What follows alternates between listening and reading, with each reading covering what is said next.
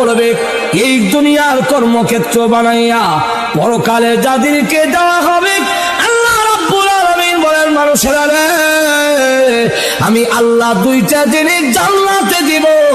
এক নম্বর হলো স্বাস্থ্যের কোনো সমস্যা নাই, আর তোমার ডায়াবেটিস থাকবে না, তোমার বহুমূত্র থাকবে দূরের কথা, বেশি বেশি তুমি হিসাব করতা এটা থাকবে দূরের কথা, তোমার কিন্তু আর মুতই থাকতো না, মুত উঠে যাবে, পায়খানা নাই, সবগুলো হজম হয়ে যাবে, গেহুর দিলে শেষ হয়ে যাবে, স্বাস্থ্যগত দিক থেকে কোনো দুর্বলতা নাই।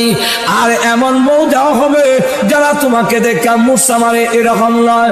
আল্লাহ রাব্বুল আলামিন রুচি বদলায় বদলায় বউ দিব। রুচি বদলায় কেমনে? বাগানের ভিতরে যাবে, গিয়া দেখবে বড় আপেল গাছের মধ্যে লটকে রয়েছে, বড়ই হইল। আল্লাহর নবী বলেন এক একটা বড়ই বড় বড় মটকার মতো। মুহাদ্দিসিনে কেরাম বলেন ওই মটকাগুলো দুনিয়ার পাল্লা পাটকিরায় ওজন দিলে 12 মণ ওজনের হবে। এখন ওই জান্নাতের ভিতরে বড় বড় মটকা যদি হয় বড়ই, আপেল কত বড় হইব? শুধু না বড়? এমনি আপেলটা পেরে যখন বানছে তার ভিতরে তাকায়া দেখে সোনার রূপসী, গলার মধ্যে অলংকারের অভাব নাই, কানের মধ্যে অলংকারের অভাব নাই, হীরামণি মুক্তা খচিত কাপড় পরিধান করা, 14 তারিখের চন্দ্রের চাইতে আরো উজ্জ্বল চেহারা একজন বউ, একজন হুরপুরি ওই আপেলের ভিতরে ঘুমটা দিয়া বসা আছে। এইভাবে দেখা গেল। এমনি বলবে এই আপেলের ভিতরে সুন্দর বউ, সে চমকা উঠবে, আপেলের ভিতরে মহিলা দেখা যায়। এমনি আল্লাহ ডাক দিয়ে বলবেন বান্দা রে ভয় করিস না, তুই ডরাস না, চমকে উঠবি না, আমি আল্লাহ ইদা আপেলের সাথে তোমাকে পুরস্কার দিয়েছি। একটু জোরে কর না। দুনিয়া একটু স্বাস্থ্যের দিক থেকে উত্তম হবে। 2 নম্বর হলো জীবনে কোনোদিন মরবে না, অনন্তকালের জন্য বুক বিলাসের জন্য দেওয়া হবে। এখন পরকালেরটা নিবে না ইহকালের বুক বিলাস নিবে?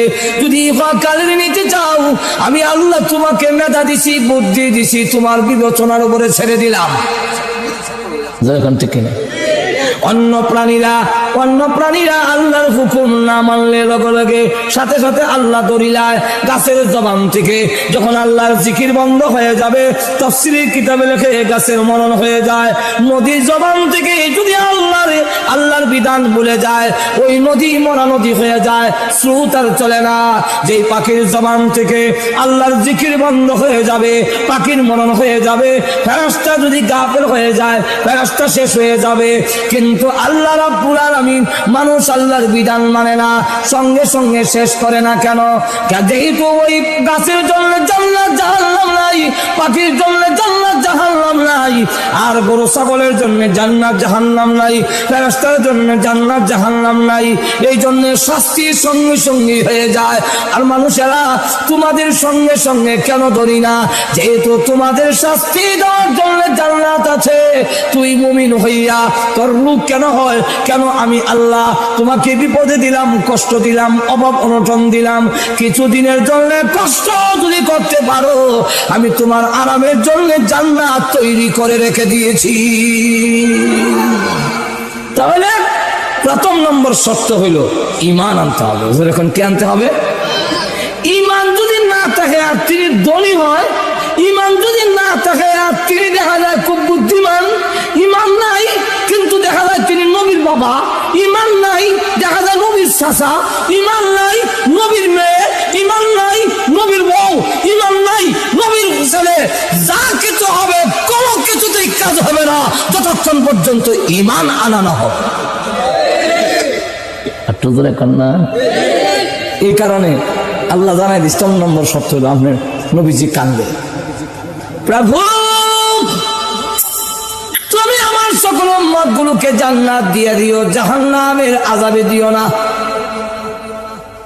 আল্লাহ নবী যখন কান্না শুরু করে দিয়েছেন, আল্লাহ রাব্বুল আলামিন জানাইয়া দিলেন নবী গো, না গো, আপনার দোয়া এইভাবে কবুল করা হবে না। নবীজি একটা শর্তের সাথে কবুল করা হইল। উম্মত বলতে কথাটা ব্যাপক, সব মানুষ যেমন আল্লাহ, সকল মানুষের মানুক আর না মানুক সকলের মাবুদ আল্লাহ যেমন এক। যেরকম ঠিক কিনা? ইহুদি খ্রিস্টানরা মুশরিকরা মানলে মানুক না মানলে নাই, সকলের আল্লাহ আমরা লই। যেরকম ঠিক না?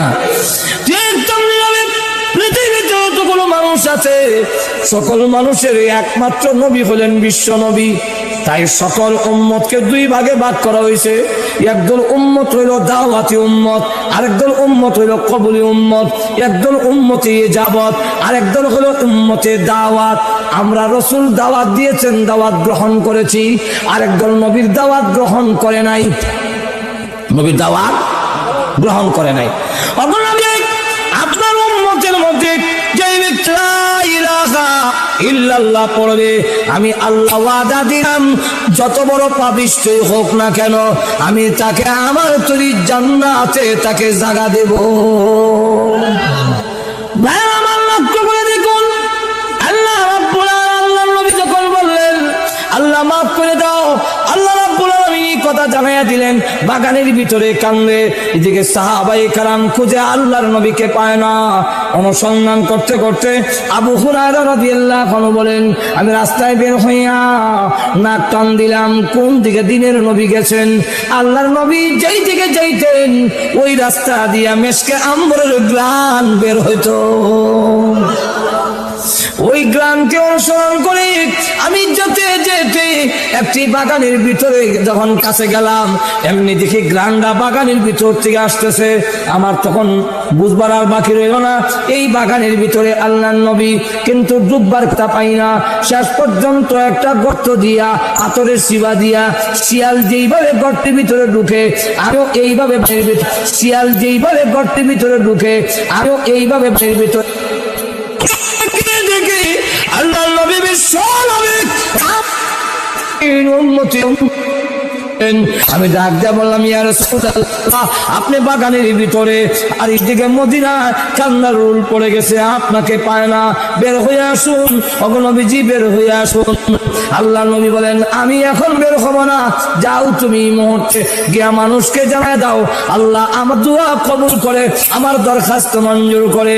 এতটুকু জানাইয়া দিয়েছেন, মান ক্বালা লা ইলাহা ইল্লাল্লাহু ফাদাখালাল জান্নাহ, যেই ব্যক্তি লা ইলাহা ইল্লাল্লাহ পড়বে আল্লাহ রাব্বুল আলামিন তাকে জান্নাতে ঢুকাইবে। তাহলে জান্নাতে যাবে, এতে কোনো অসুবিধা নাই। আল্লাহ রাসূল বলেন, বিলাল ও বিলাল, তোমার মক্কার লোকেরা কালা কাউয়া রাহে, এই জন্য তুমি অত ব্যথিত হইও না। ও বিলাল, তুমি কিন্তু আবাদি, তুমি দেশে না শ্রীমঙ্গল এরা রেখন, আরেক দেশ থেকে বাড়ি বানায় শ্রীমঙ্গলের দিকে বইতল, হয়তো বইতল বইতল হয়, সিলেটি দিকে হয় আবাদি, আবাদি বুঝছেন। আর আমরা দেশ বাদেন না, এখন দেখা যায় বিলাল হইলো মক্কার বাদেন না, এই বইতল আর আবাদি আইসে আফ্রিকার থেকে, আর গুলামের ঘরের গুলাম, নাকের সেন্টার ঠিক নেই, টুটমুড়া খালা গরিব এক ফকিরা, গুলামের ঘরের গুলাম। কিন্তু দেখা গেল আল্লাহ রাসূল বলেন, মনে ক্ষুণ্ণ হইও না, কিন্তু যা পাইল না আবু লাহাবের, যা পাইল না আবু তালেবের, যা হবে না অন্যদের দ্বারা, আল্লাহ রাসূল বলেন, ও বিলাল কিয়ামতের কঠিন ময়দানে যখন করবে জান্নাতের গেটটা খুলে দেওয়ার জন্য, কারণ জান্নাতের চাবি আমি বিশ্ব নবীর হাতে থাকবে।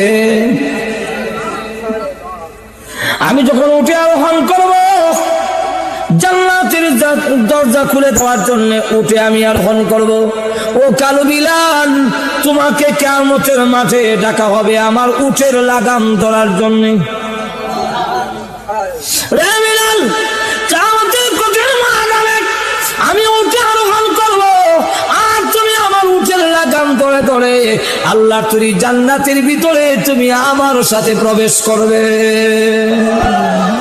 চিন্তা করেন, বিলাল করে গেছে, আর নবীর শাসা হয়ে কাম হয় না। শর্ত হলো ইমান থাকতে হবে, যেরকম ঠিক। 2 নম্বর হলো আমল। যদি আমল করতে পারো, ইমান আনো আর আমল করো, তাহলে ইমান জান্নাত দিব। আল্লাহ নিজে বলেন, وعملوا الصالحات كانت لهم جنات الفردوس نزلا। আরবিতে হয় জান্নাত আর জাহান্নাম, ফার্সিতে হয় বেহেশত আর দুজক। আর বাংলা কইতে আমি পারতাম না। এমনি হিন্দুরা একটা কয় আর কি স্বর্গ আর নর্গ। এখন এই অবস্থায় বেহেশত দুজক, জান্নাত কাকে বলে? জান্নাতের আবিধানিক অর্থ হলো বাগান, কিন্তু সব বাগানকে জান্নাত বলা হয় না। জান্নাত বলা হয় শরীয়তের পরিভাষায় যে পরকালে মুমিন ইমানদারের আরাম আয়েশের যেই জায়গা করা হয়েছে সেই জায়গাটার নাম হলো জান্নাত। যেরকম কি নাম? জান্নাত, জান্নাতুন। আর এটার বহু বচন জান্নাত। জাহান্নাম কারে কয়?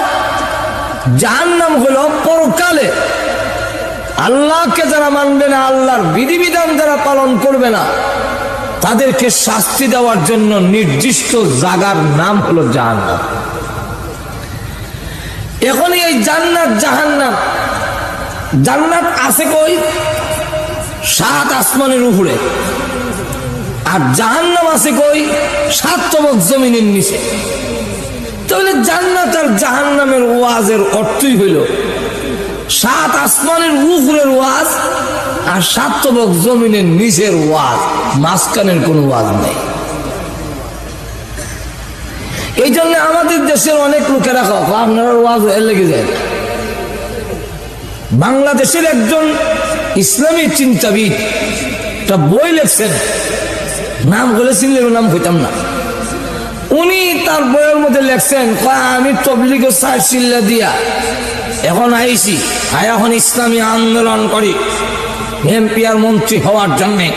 এর কারণ তবলিগে গিয়া দেখি আসমানের উপরের ওয়াজ আর মাটির তলের ওয়াজ, এই মাঝখানের কোনো ওয়াজ নাই। কেমনি এমপি হইতাম, কেমনে আমরা মন্ত্রী হব, দেশ কেমনে চালাবো, এটার কোনো মাত নাই। ঠিক নেই। আমি কই আসমানের উপরের ওয়াজ আর মাটির তলের ওয়াজ আর নসিহত বিশ্বাস ছাড়া আল্লাহর কসম আসমান আর জমিনের মাঝখানের মানব গোষ্ঠীর চরিত্র কিয়ামতের আগেও পরিবর্তন হবে না, হতে পারে না। আসমানের উপরের ওয়াজ আর মাটির তলের ওয়াজটা যদি জান্নাত জাহান্নামের ভয়, জাহান্নামের ভয় জান্নাতের আশা মানুষের ভিতরে যতক্ষণ না আসবে, এই মানব গোষ্ঠীর চরিত্রের পরিবর্তন হবে না।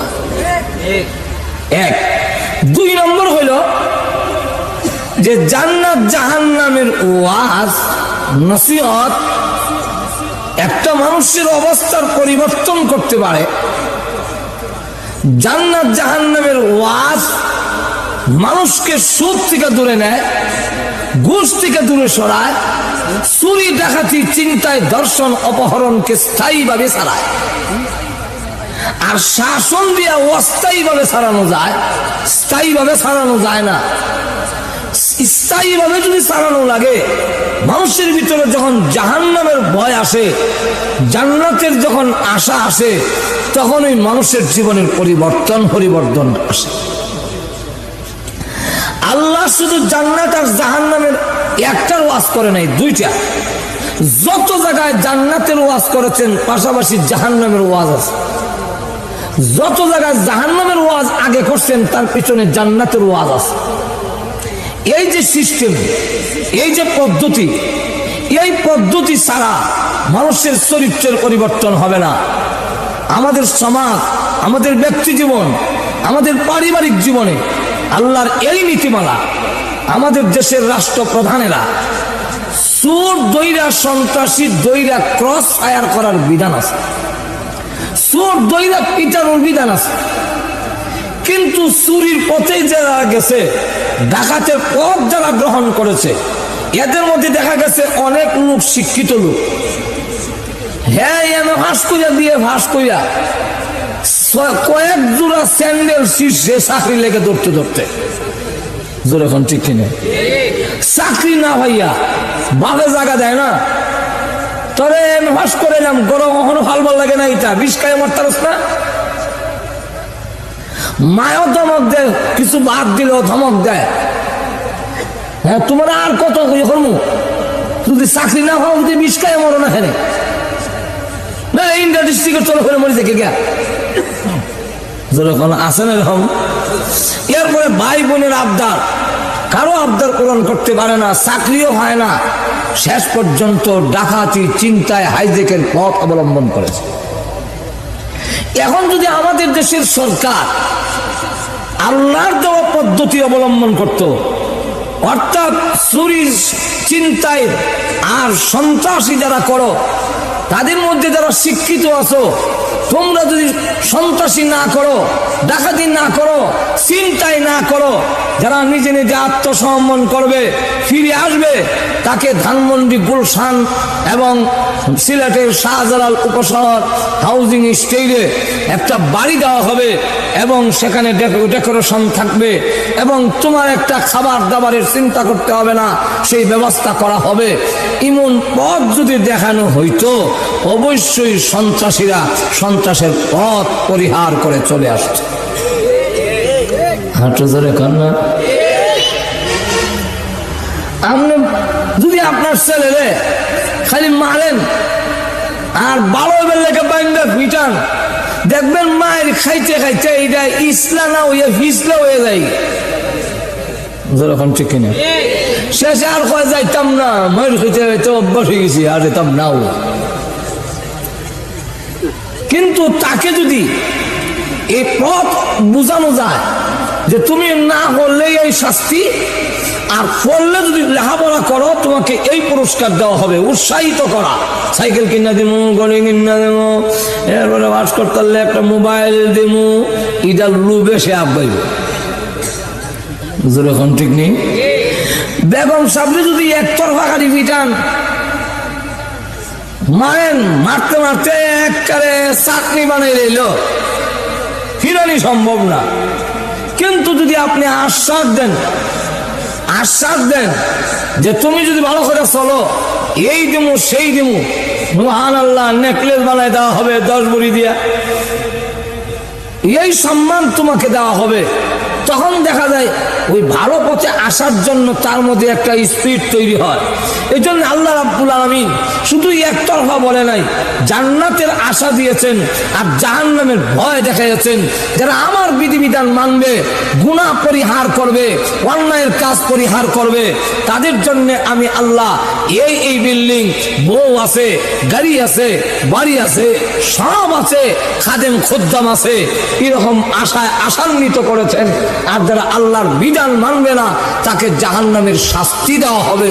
এই কথাটাও আল্লাহ উল্লেখ করে দিয়েছেন, যাতে করে মানুষ সঠিক পথে পরিচালিত হতে পারে। আসসালামু আলাইকুম রহমতুল্লাহ। প্রিয় ভাই ও বোনেরা, ভিডিওটি যদি ভালো লেগে থাকে তাহলে লাইক, কমেন্ট এবং সাবস্ক্রাইব করবেন।